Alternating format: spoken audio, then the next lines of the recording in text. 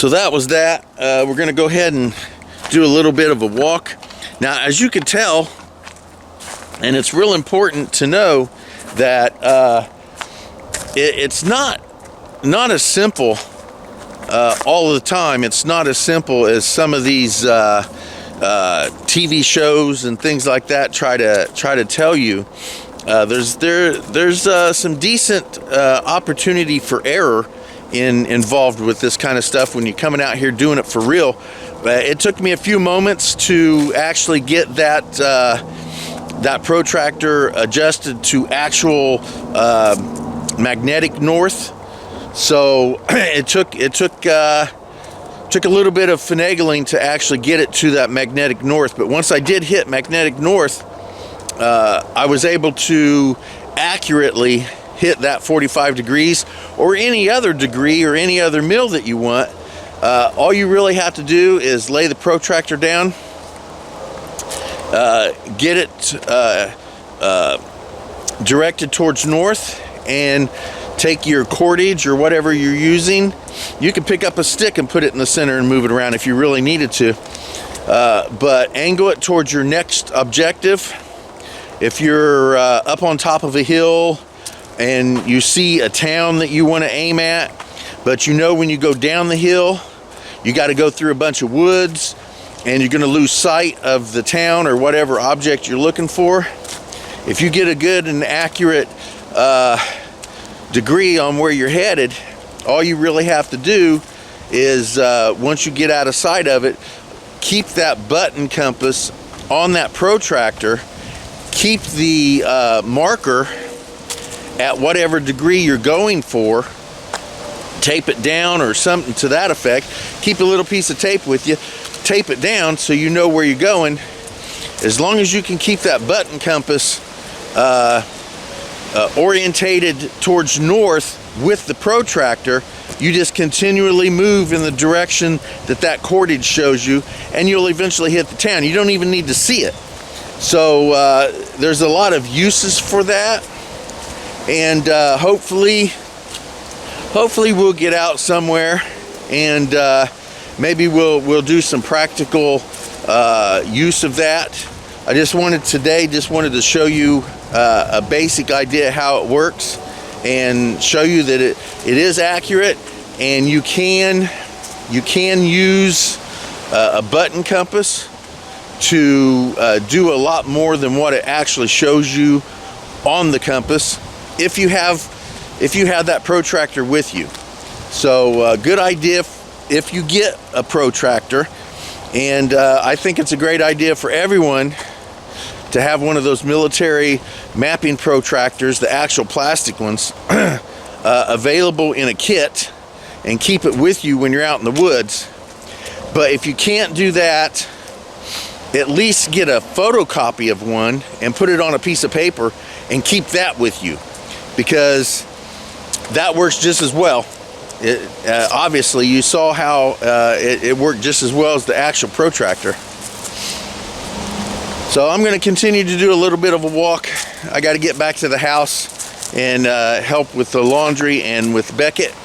But okay, so I came back to the house, went in and switched out laundry, played around with Beckett for a while. It's time for his nap, and Papaw is too much of a distraction to be hanging out when he's trying to take a nap. So I'm going to go ahead and go back out and go the other direction. I'm going to head north now. But here is that box that I was talking about. And what I did was, again, photocopy of the protractor, the mapping protractor, and I placed it on this box. And underneath it, again, is some dental floss so that I can have that to angle. And inside here is my pace count and my protractor notebook. I'm going to go ahead and put that in my pocket. Now my map kit right now, this particular one happens to have a magnifying glass ruler, some cordage. There's a GPS right here. I have a calculator. I have the large paste beads that go on my large ruck. I love those. I have a compass.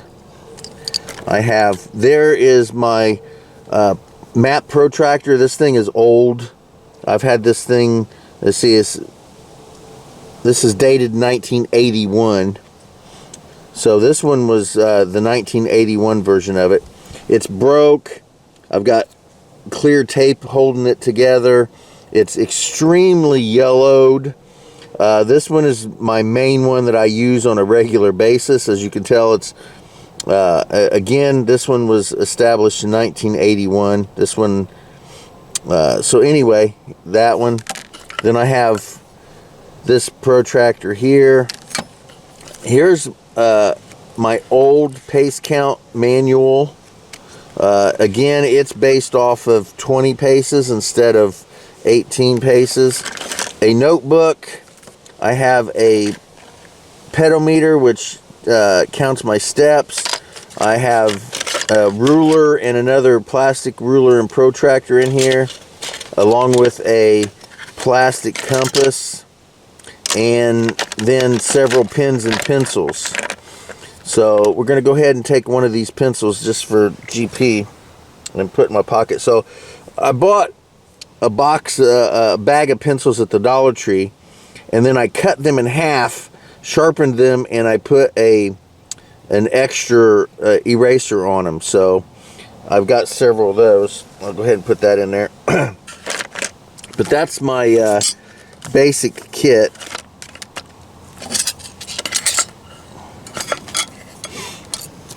That if I were going out into the woods, I would want to, like if I was going to a campsite or something like that, I'd want this at my campsite.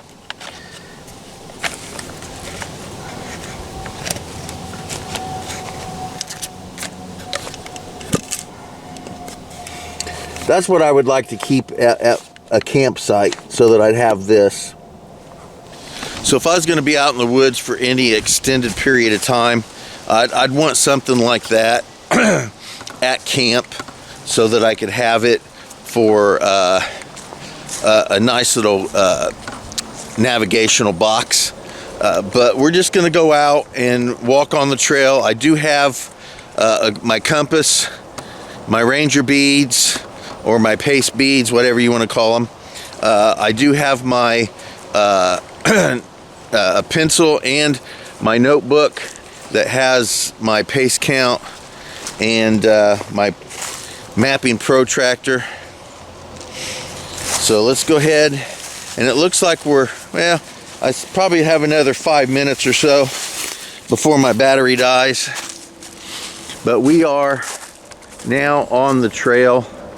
This is the Nickel Plate Trail. The woods are over here, and there's some woods here on this side too, a little bit. But we'll go ahead and walk north. We are heading north to on the Nickel Plate Trail, and there is a bridge down here that used to be a trestle, but there's a bridge down here on the path, because this path itself used to be a railroad, and they altered the Nickel Plate Railroad and turned it into this walking path. So we'll head north again, as I said, down this path, and we'll see what we got. Once we get down to the creek, I'll start the camera back up, and we'll see what's going on down there. So as I'm heading down the trail, I don't know, it's like the beginnings of the second week of October. I think it's somewhere around the 10th or something like that. I think today is Tuesday. I'm not really 100% sure. But I think it's somewhere around the 10th. It might even be the 10th. But regardless, there's a bunch of black walnuts laying around, and I don't think I'll do it today, but this is getting to be a pretty decent time for me to collect a bunch of black walnut and take the husks and dry them and powder them, and it makes a really good stain. It makes a good paint. It makes really nice dye, things of that nature, and you can put it on your skin as well. But I'm telling you, it's there for a while. The natives in the area used to use the black walnut stain to put onto their skin, and it helped protect them from mosquito bites, and it helped protect them from sunburns. So I always thought it would be kind of cool to paint myself up with the black walnut husks, but it stays on for several many weeks, so I don't think I'm going to do that right now. I'm probably not going to collect any husks right now, but I'll probably regret it later. Alright, we're getting pretty close to the creek.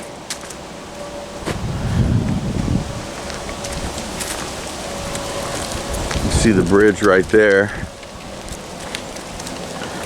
and there's the creek down there. I do some decent fishing down there. It's not too bad. A lot of creek chub and small bluegills. That's about all you can get down there.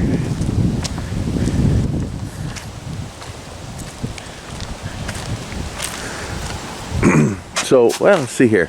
All right, this tree right here in front of me, if you can see, hold on a second, I'll zoom. There we go. You see that right there?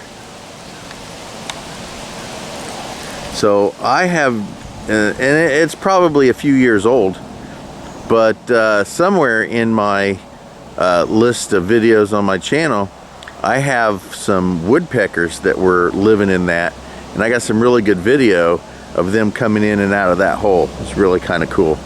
As well as from this position here, that tree right there, that tree right there, I got some fantastic video of an owl, and I was super excited to get that video. It was very fantastic, and it looks like, if I'm going to zoom in here, if I can find it on the camera, it looks like there's a fishing lure there. Looks like some kind of fish. Yep, a frog fishing lure up in the tree. Looked like somebody was fishing up here and was throwing it down there, and it got it caught. There's really no fish big enough for that kind of fishing lure around here, I can tell you that. But it's really nice looking around here. Look how fantastic that is. And we'll walk to the other side here.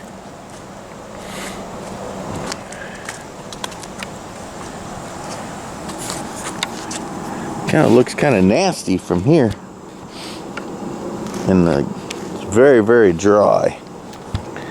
It's like all the way halfway across the creek is just mud. And then of course there's a catalpa tree right there in front of us.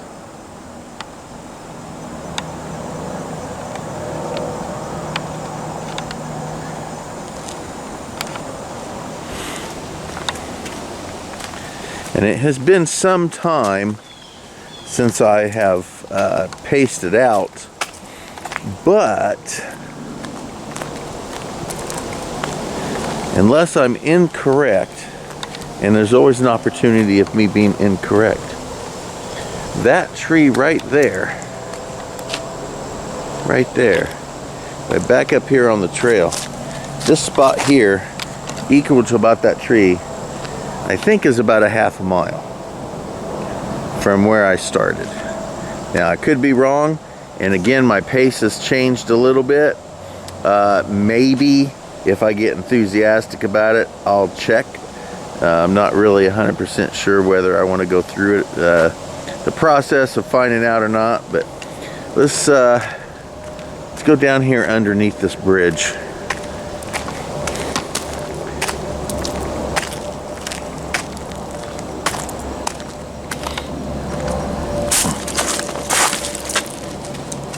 Boom. There we go. That's super muddy. I don't think I'll be able to walk out there.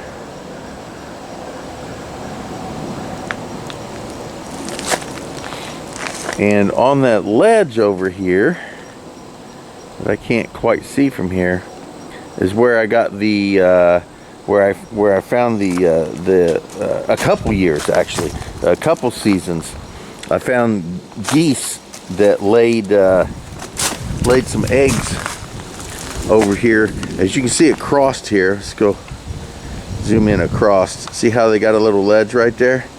Now, that used to be the trestle for the train track, and here on this side is the other side, and it has the same kind of ledge, and that's where the geese were laying their eggs. So let's go down here and just take a gander at what's going on down there.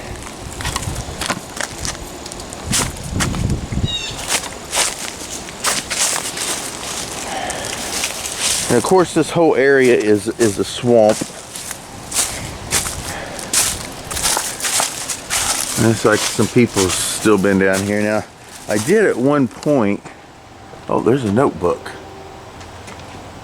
Huh. I'm curious. There was at one point like drug paraphernalia. Let's take a look and see if there's anything on this notebook.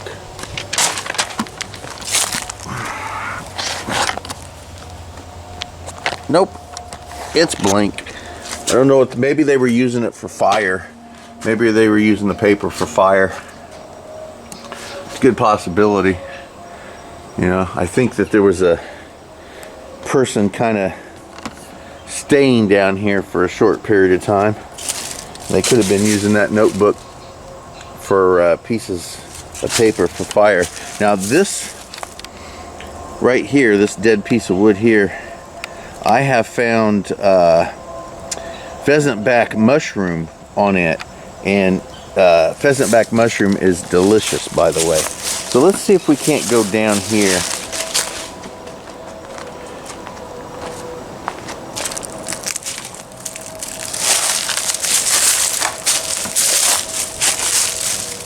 Oh, that's, what the hell? That looks like a needle or something. I don't even know what the hell that is.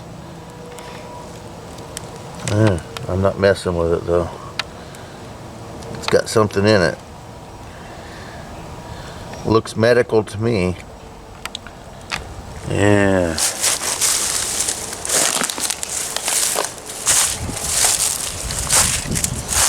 Very mushy. Ooh. Yeah, very mushy. Let's see how far out we can go though. I think this is it.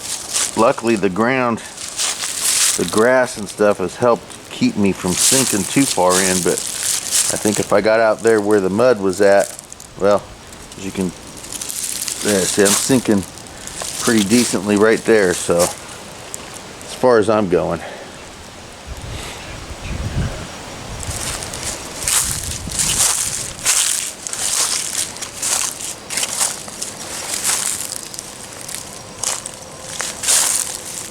Sinking pretty good as it is right here, and there you go, you can kind of see the ledge. There's the ledge.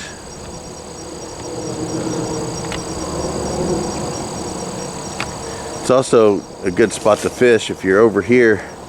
You toss up towards that ledge and bring it back. That's where I do most of my fishing around here, is that this little spot right there where the camera's at. Alright.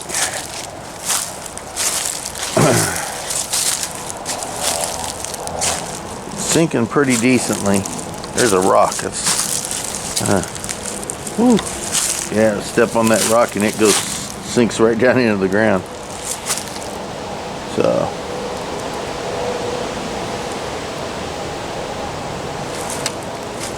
all right, let's go back up and continue on the trail. So yeah, we just got back up. We're gonna head down the trail a little bit. I kind of wish that I would have already had my bike camper built, because it would be nice to ride my bike with its camper on the back down this trail. The weather would be decent for it. Hopefully next spring I can have that built, and then I can supply it with my survival gear and get it out on the road, and hopefully I can spend a few days out camping off the trails and stuff. Now, the problem that I'm having now about going out and spending multiple days out in the woods is that, and I'm definitely not complaining or bitching about it, but the dojo is doing keeping me busy enough to where I can't just disappear and go away. I've got classes on Wednesdays, Fridays, and Saturdays, and I can't miss those classes, which makes it difficult for me to go out and spend any time out in the woods, like in days or several days at a time, because I was doing a Monday kickboxing class. I wasn't putting it on myself. I was actually attending a kickboxing class on Mondays, but the last 2 Mondays I've been busy and haven't done it. As well, Thursdays I was doing a class out at the park. I was putting on a martial art class out at one of the parks here in town, and so that was keeping me pretty occupied. The weather's getting to the point where it's not really feasible for the general populace of people to show up to martial art classes outside. Most people don't want to do that this late in the season, so it looks like it's going to free up that Thursday. And although I would still like to go to the Monday kickboxing class, you know, I'm not going to put aside anything else that comes up for that. But I do have to put aside Wednesdays, Fridays, and Saturdays for my classes, so the classes that I teach. So that does tend to put a damper onto things, because Mondays I would like to go to the kickboxing. Thursdays I would still like to do the other class. I'm just gonna have to find a different way of doing it than being outdoors all the time. So, but I do need to absolutely maintain some of my skills and training for my outdoors survival and adventure, because I don't want them to get too rusty. So I will probably have to put some effort into doing that instead of maybe the Mondays and Thursday classes. But the weather's getting to the point now where it's getting close to winter time, and even though if done for real I would need to be out in the winter, I can still go out and do my adventures and training and all that without putting myself in too much discomfort. So speaking of that, When I first started doing Bentley's Backwoods Bushcraft, and again, I think it's been 11, 12 years ago, I was watching a lot of people do YouTube channels, and they were always doing their outdoor adventures and survival and training and all that stuff. They were doing it in decent weather, but they weren't never going out in the dead of winter when it was like 30 below and stuff like that.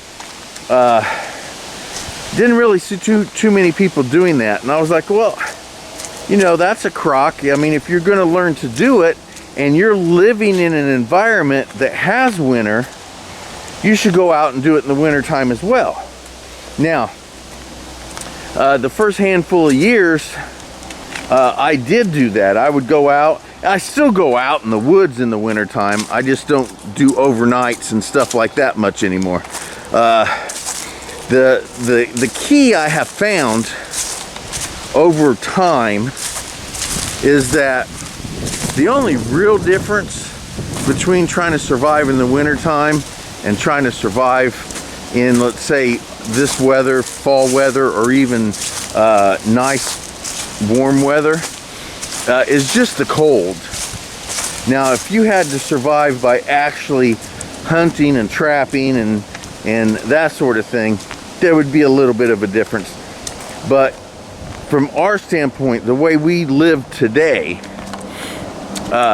if you're going out to practice and train this stuff, the only real difference is the ability to endure and to figure out how to deal with the cold.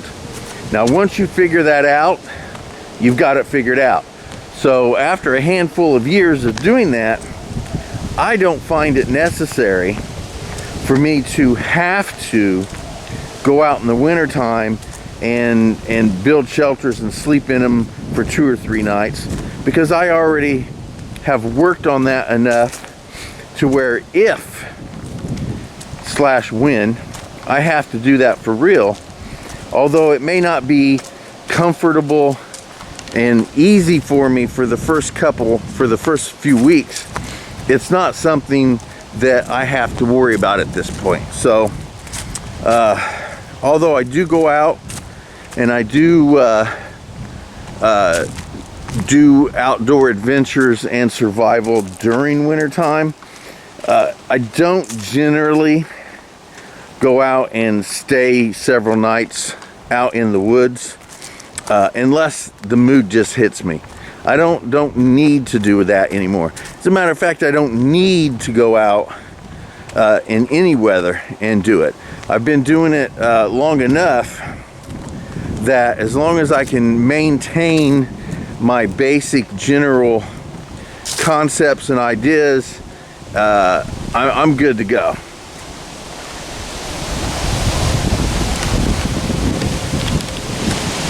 And to add to that, just briefly, like I ever do anything briefly,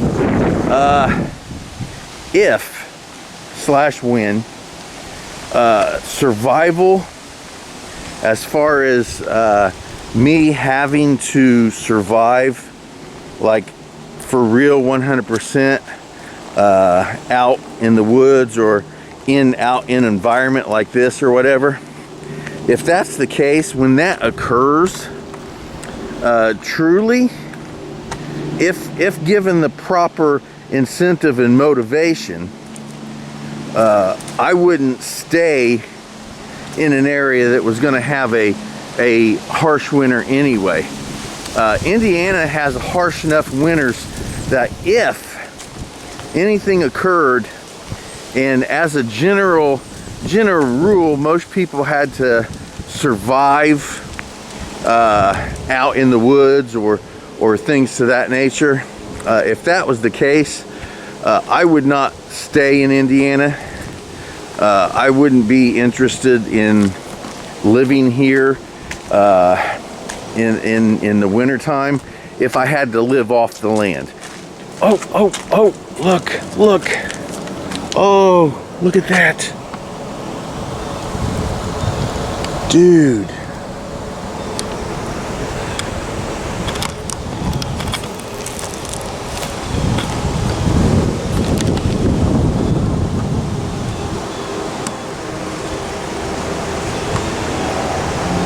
So I just found a female praying mantis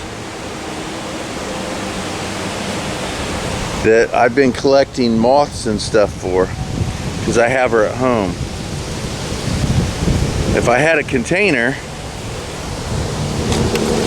I'd probably take him home with me and introduce the two.